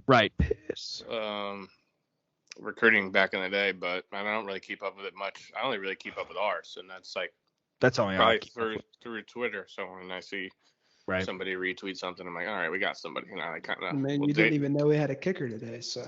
No, I've been going all day, so I haven't really. Like 3 hours is gonna be fair. So. Yeah, but I usually dig into them and figure it out. But realistically, the quarterback thing is just difficult to understand. There's just so many hit or miss guys, and there's so many underrated guys that get underlooked that turn out being great quarterbacks. I think the big reason I'm coming from, and the thing that makes me mad, is I sent it in our group text the other night. The first-ranked quarterback was Bryce Young. The second-ranked quarterback was DJ, and the third quarterback was CJ Stroud, and we picked the wrong one. So I remember I was at the what's that pool that place beside the Lowe's, that apartment building? You know what I'm talking about? The Ridge. Ridge pool that day, and we were all really excited. It's exciting. Tucker, name the top quarterback traits for you when evaluating. We need to get Tucker a weekly segment. Probably. Rank that quarterback. I would say, I think, confidence, toughness, accuracy, moxie, and I think just the way the game has been able to kind of unfold now is the ability to essentially be a dual threat, but you don't necessarily have to be a 4-2, 4-3 guy, but just be able to get out of the pocket. Yeah, not a 5-2 guy. Extend the play with your feet, and then when you do that, be accurate when you throw the football downfield. And it's really it's not. Jesus, I think we've seen little snippets of number 2 do that, but he just hasn't had the opportunity to kind of get reps in practice, get reps in games, and kind of he's just young and hasn't been ready, and I don't think he's been expected to be ready either. So I think from a fan base standpoint, our expectations should be, don't force him into a situation where it's going to hurt his confidence too early, and now he has some, growing pains to deal with over the summer kind of thing. So I think we're in a good place, and I think we should do right. DJ's won us 10 games somehow, back-to-back seasons. He's not horrible by any means. Obviously, Some of wanna those are win won by the defense too, though. Yeah, I agree, but it's a team sport, so Sure. you can't give up 31 points either, Right. and That's not the norm. win a football game. So it's like I'm not pointing them out, but you got to win the game in different ways, and we kind of have this whole season. And when we needed to put a full football game together, when it mattered most, we just haven't against Notre Dame and against South Carolina. So we're just maybe not there completely collectively as a team, and I want to finish out strong and maybe do right. The guys that have been there, and then just ultimately probably start fresh in a bowl game. I'd love that. Yeah, we are at an inflection point here as a program. We really are. We have an opportunity to continue on as one of the top 3, 4, 5 programs in college football, or we have the chance to become a French bulldog, and by that I mean inbred, full of deformities, and dying rapidly. Clemson. So, huh? Clemsoning. Is that what He's it is like now? that one. Did you just come up with that? Like, Yeah. perfect analogy. Yeah, because there's so much inbreeding happening within the Exactly. Clemson football program, and we're starting to see the ramifications of that. We're starting to see some errors that are coming up, along the whole genius sphere, whatever the hell it's called. Tucky, do you think the whole promotion from within type model, keeping the guys that have been through the program as players on as staff members, do you think that keeps up even with what we've seen this year? I mean, people got to leave first, right? Right. Yeah. There's only so many spots. I realize that. Yeah. So I have no idea. I don't know, man. It's highlighted so much within the Clemson community about how he promotes, but they haven't gone 4-7 or anything like that either. Right. I don't know. We'll see how it goes. We're complaining about possible back-to-back 10-win seasons, which Right. which should be saying something. Which, by the way, we could be 12-2, and I'll. Yeah, but we could also Yeah. be like 7-4 or whatever right now. You want to hear some cool stats? Antonio Williams is our leading receiver with 50 receptions. Davis Allen is third with 32. Can you guess who's third? Total in the season? Yes. Can you guess who's third? Yeah. It's not Shipley, is it? It's Shipley. Okay. Oh my That's goodness. Shipley's ahead of Joseph Nangata. I have this to say. I'm almost tired of ranting about them. I've said almost all I can say. I think that this is. You guys can keep talking, but my final thoughts are, I hope something changes with the quarterback position to, like Tucker identified initially, to open up the playbook more, because with an open playbook, I think Streeter will shine much more. And then I believe that that's basically it. So that's all I got. You guys can keep talking. Yeah, Tucker, real quick. As far as like the general reaction and like how people see the program, does it remind you of 2017 at all when we had Kelly as starter? And it's kind of like the sky is falling, but here we are, winning 10 games with a firm path to a New Year's Six bowl. Yeah, I think people just get really lost in their expectations for what these players are supposed to be year in and year out. And realistically, it's super hard or almost impossible to meet or exceed those expectations from the teams before them, especially with the players that they had. So I think people just need to chill out a little bit, be happy I agree. Yeah. that we're playing for the ACC Way to call me out. championship this year. I mean, like, we all It's get not this just you, though. Best is not your standard. we all get the knee-jerk reaction, right? But I think we also have that reaction because we realize there maybe is a piece of the puzzle that maybe needs to be fixed that could really complete the puzzle and allow us to be, 12-0 instead of 10-2. So that's the frustrating side of things, just as a fan base. But from a winning and losing loss standpoint, we continue the year, winning these next games out, then, people need to relax. Absolutely. That's exactly where I'm at. I mean, Tucker I remember is getting real ready Aaron for Rodgers, RELAX. Relax, folks. I remember getting ready for that Sugar Bowl in 2017, and I go through Twitter every day, and it's the most doom and gloom. Skies falling, the offense is terrible, all this stuff, and it's like, we're going to a playoff game. Like we're 8 quarters away from another championship, and it's like people are just acting like we're terrible all of a sudden.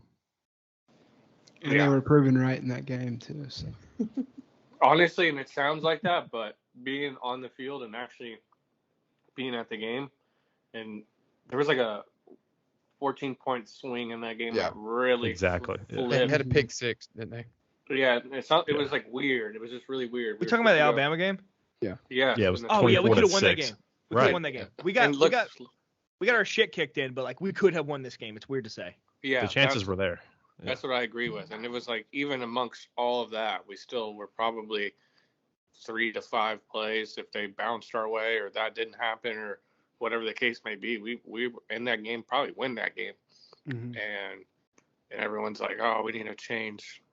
It's like, yeah, we need to change because you're used to freaking number 4 jumping over people and throwing the ball to Mike Evans left and right. So it's just like, let's be realistic here. Like, look what Mike Evans does on the football field every Sunday. Like, he makes the best of the best look like little children. And we had that luxury on the field at Clemson, and people expect the next person to fill those shoes. It's just like, all right, you mean there are high expectations, but like. Well, for 8 years, we did. For 6 years, we did. I mean, I think that's why it's there, right? I don't think we're as far off as people think we are, though. Yeah, I agree. Honestly. We win Saturday. We win this weekend. We're going to the playoff, assuming that TCU or Southern Cal loses. So, I mean, we're really not that far away. It might seem like we're a mile away, but we're really not. I think you think we're going to a playoff? No. If we had won last week, and then TCU or Southern Cal loses this weekend, we're right there. Yeah, I mean, now absolutely not. I think, but I don't think we're far off.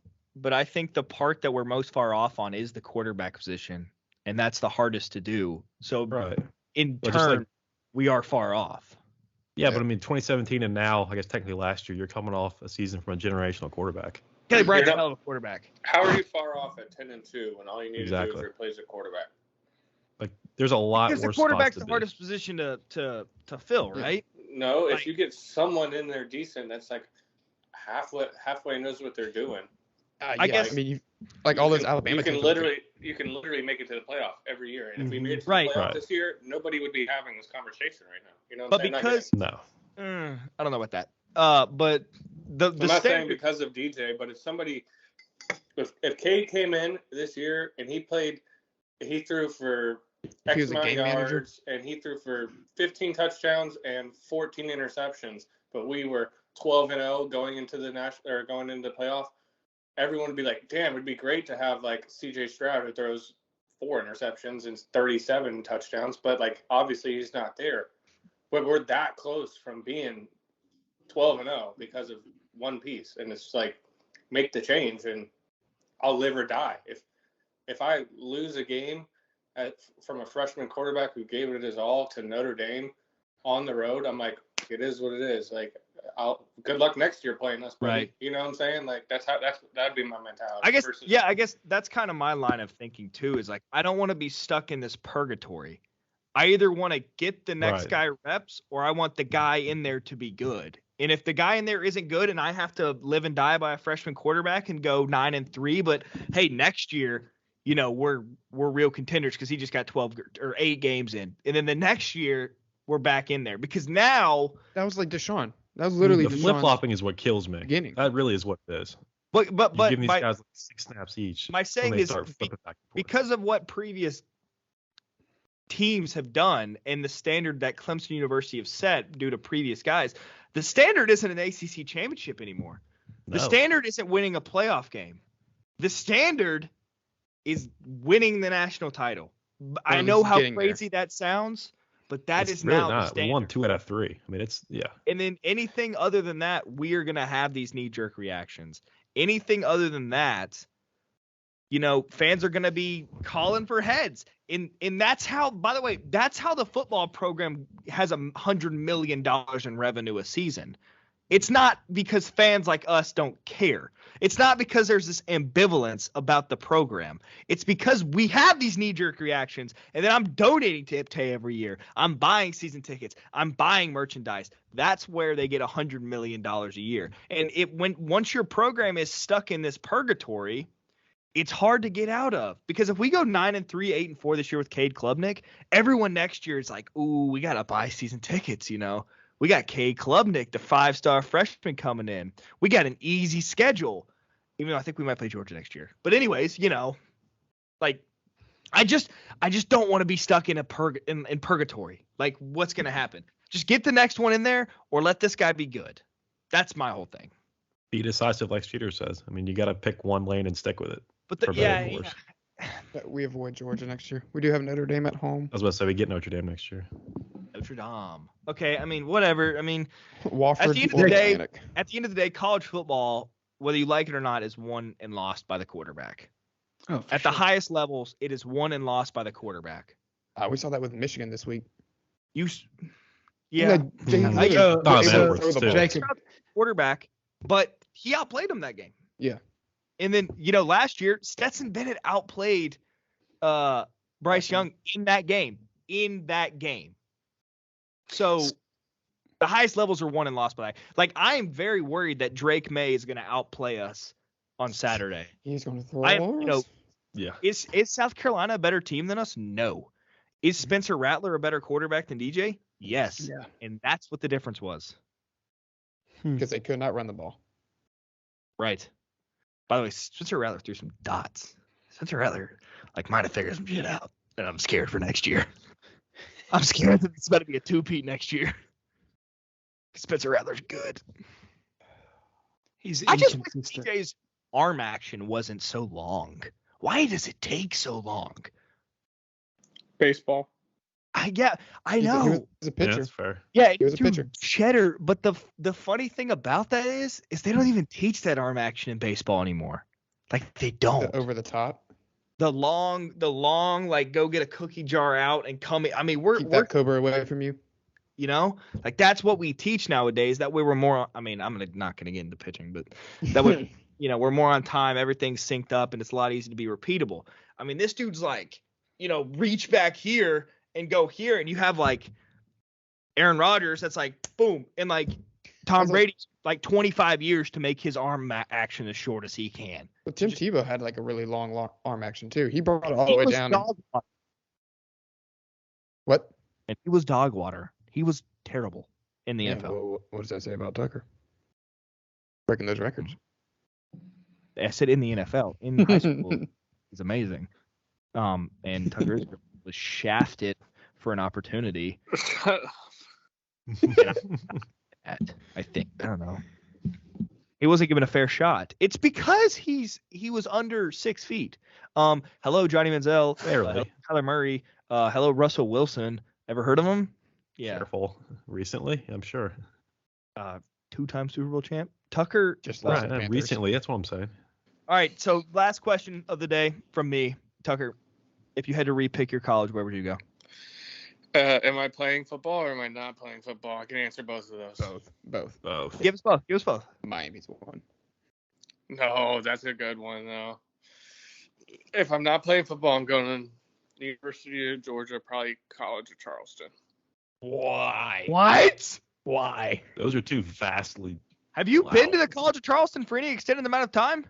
Don't sleep on the College of Charleston, bro. Brother, where did this come from? South Carolina. We know about College of that's the issue, is we know too much. What girl broke your heart that lived there? No, I don't know. She may. I don't know. But Georgia, come on, man. You can't go wrong with that. Well, yeah. That was not the objection. I'm not mad about that. That's two ends of the spectrum. That was just two. I said Georgia 180. first. Yeah. Right. And Yeah, then it's you went from Georgia, an elite SEC fraternity to Charleston. He's a fisher.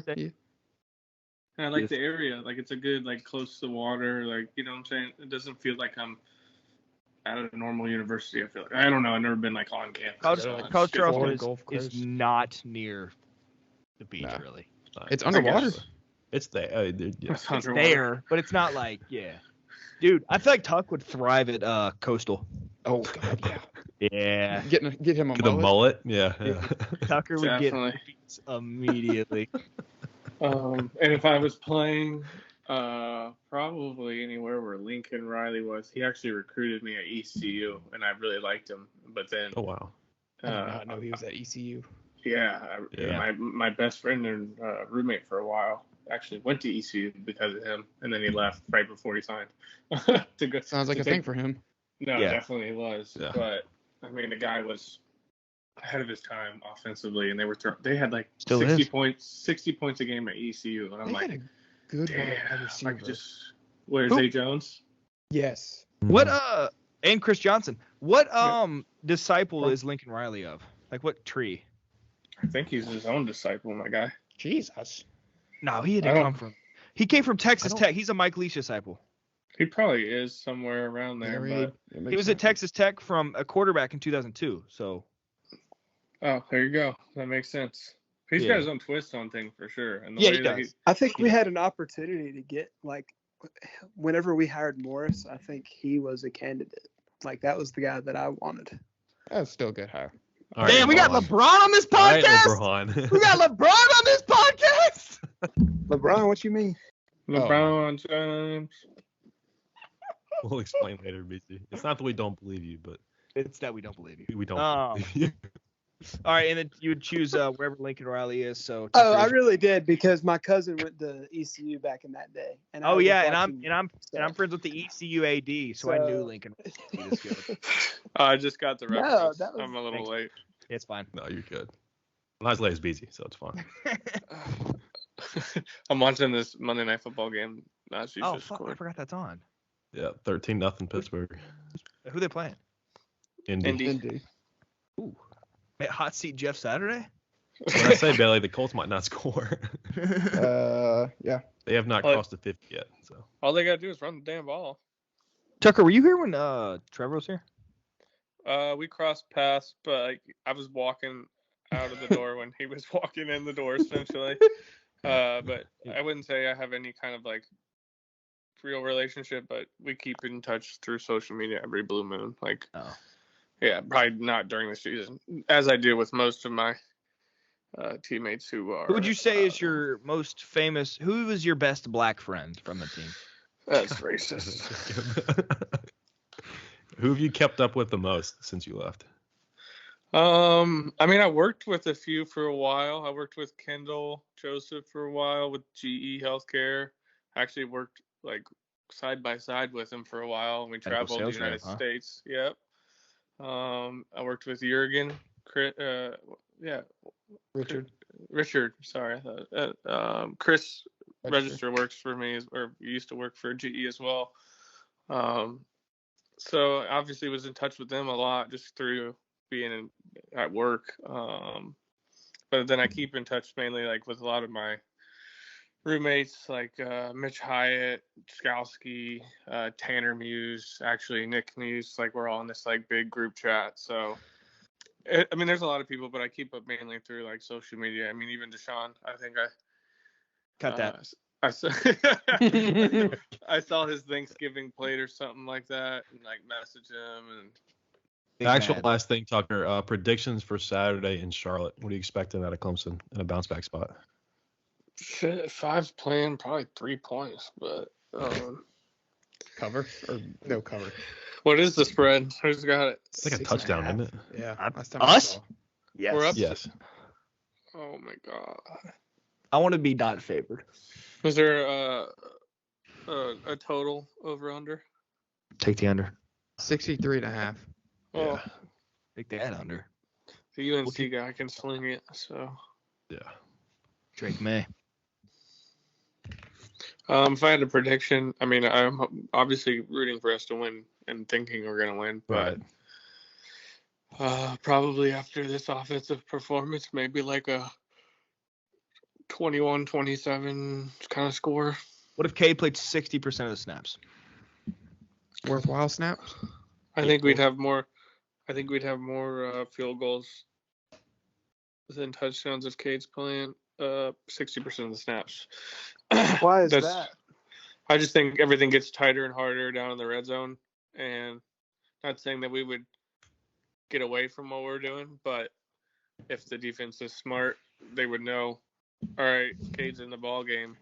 Pretty much same situation as DJ's in the ball game. Their strong suit is running the football. Let's put the ball in Cade's hands as a young kid, or DJ as a not very decent quarterback, and let him win the game. So down in those tight situations, let's put a bunch in the box, play man to man, and say, all right, let's have you win, and everything gets faster, and it's just a lot harder. And if you haven't had those reps, especially game reps down there, it's a different breed. So unless they game plan for that and decide to run it or do some play action stuff and get people open like Antonio Williams, then just play action, roll to the right every time. That's that seems to work for him. For who? Just don't roll left. For Cade. Roll left is when he throws picks.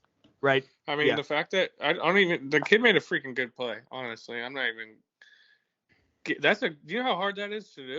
What are we talking about now? The interception. Like. With him rolling to his left. Yeah. Yeah, I mean, him throwing that ball, it wasn't like an inaccurate throw by any means. Like that kid. Yeah, it's a pretty good throw. The kid made a good play and trailed the whole way, and then eventually jumped in front of the route, and he got it. I mean.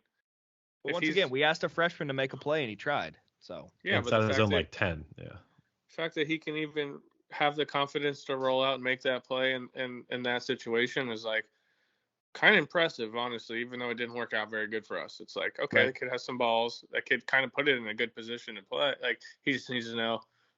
I'm not probably physically ready to make that play on this football field today yet. Right. Yeah. Like he probably did that in high school all the time, and now he's thinking, "Oh, let me try this again. Oh, this isn't going to work." I did that first day of practice one time. We were scrimmaging and tried to look off J-Ron Curse, and then threw a deep ball up the sidelines, and he just comes flying over and picking it off, and I'm like, all right, well, that doesn't work. You can't just float the ball up like that and expect your receiver to run underneath it. Like it's a different game you have to play. So like that's a learning curve, and I'm sure like he'll get physically more mature as he spends time there, and he'll make those throws look effortlessly, and we'll be like, well, where's this been? It used to be huge. So seeing what you've seen, Tuck, are you a Cade believer? Dude, I've seen more out of Cade in his even in his mistakes. His mistakes are way better mistakes and fixable, coachable mistakes than what DJ's continually still doing. Like, you know what I'm saying? Like the mistakes DJ's doing, I'm with you. He's repeating them. It's like shooting yourself in the foot over again.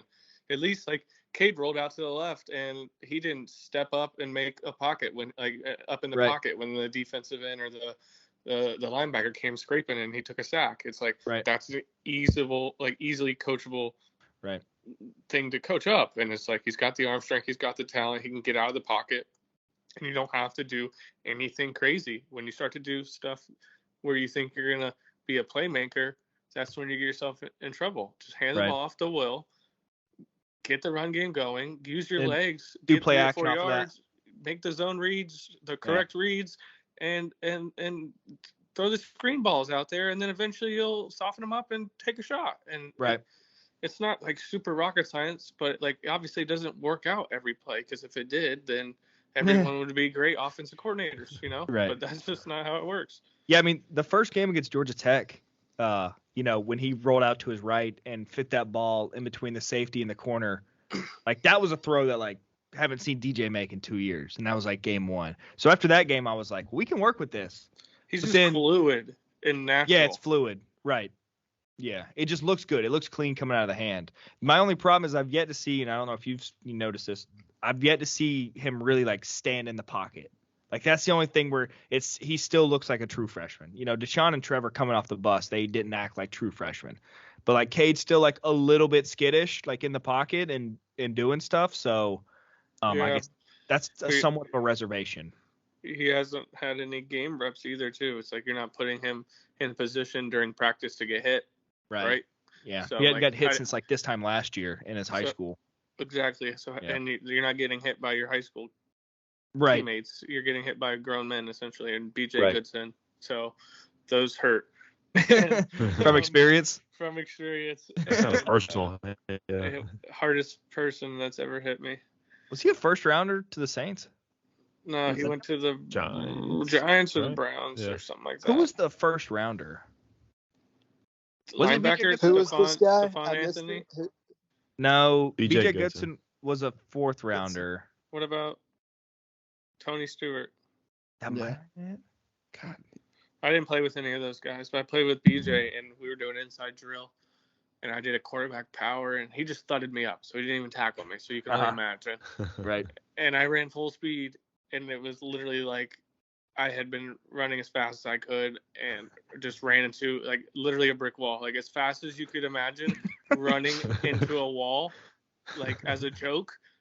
That's what it felt like. Like, I stopped so hard immediately in my tracks, like, and my head rung like nobody's business. And, like, for the next period or two, I just stood on the sidelines and was like, what the fudge did I get myself into? You know what I'm saying? Like, this guy's no joke. Another thud. He didn't even take me to the ground. Stephane, by the way. Yeah, is that who it was? That's right. Of the first rounder.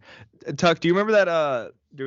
This is for everyone. Do you guys remember that practice on Jeremy Meadows when that defensive coach was like yelling like, yeah, he was like, get the shot.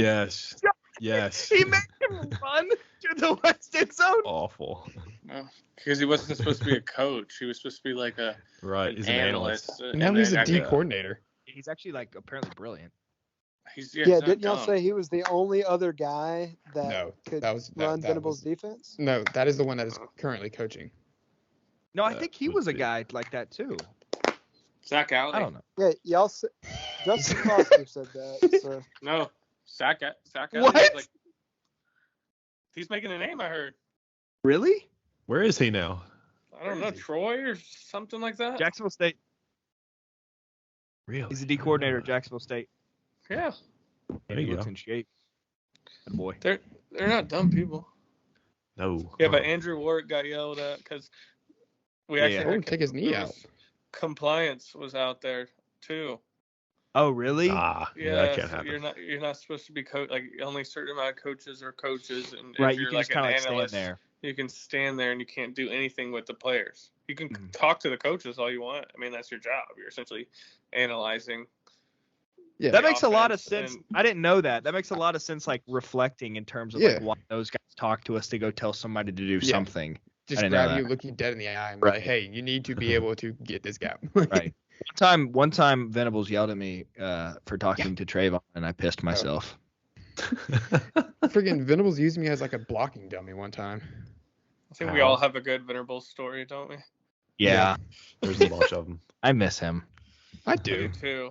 It was entertainment. When you peeled the onion back, like, oh, he was so nice. He was a nice, right? Genuine. Like, dude, like after every home game, he would like walk to the training room, and be like, "Good job, guys. Couldn't have done it without you. Love you," and just like walk out. And we're like, "What the?" But he's also yelling it at the same time. Like, like right, same 4 days volume. ago, he has no other tone. Yeah. Right. It's either I hate you, amazing job, you're great. Give me the ball. Oh, who said that? Wait, give me the ball. Yeah, that hit home. Brought back memories. Give me that damn ball. Tuck, did he ever take you off scout team and run it himself? Oh yeah. Chase sat there for what? 3/4 of the season doing nothing at practice. Yeah, he finally got to go sit over there. Yeah. Yeah, I tried. I was like, I did that with Streeter. I'm like, Venables just takes the damn ball every time I'm over there. I'm just standing around. At least I could be standing over here, you think, and learning something. Right. Oh no, you're over there for a reason. They need you. They gotta have you. And I'm like, oh, what the fuck, man? This guy's insane. And then Hobby was the D-line coach, and you know how crazy he was. I loved Hobby. Yeah. Were you? That was my freshman year position. Was Hobby? Were you still there when LaSamuel and Hobby almost got into a fight? I was beside him. Or Tucker, do you remember that? Yeah, that was like 2016. I was there. That wasn't. It was during warm-ups, and he wasn't there. Oh yeah. Samuel was gone before I was, so. I don't know how much more we have. Tucker, thank you for joining us. All right, fellas, I'm gonna watch this game. See ya. Yeah, we appreciate it. Thanks, guys. I appreciate having me on. Bailey, thank you. Grayson, thank you. Absolutely. Jacob, Beezy, everybody. I didn't hear a thank you to me. I said Jacob. A little quiet. Yeah, but not the subsequent words. Oh, thank you. My bad. Damn, you guys are so literal over here. See you, Tuck. All right, Appreciate fellas. Yeah, man. Thank you. Nice to meet you. Subscribe.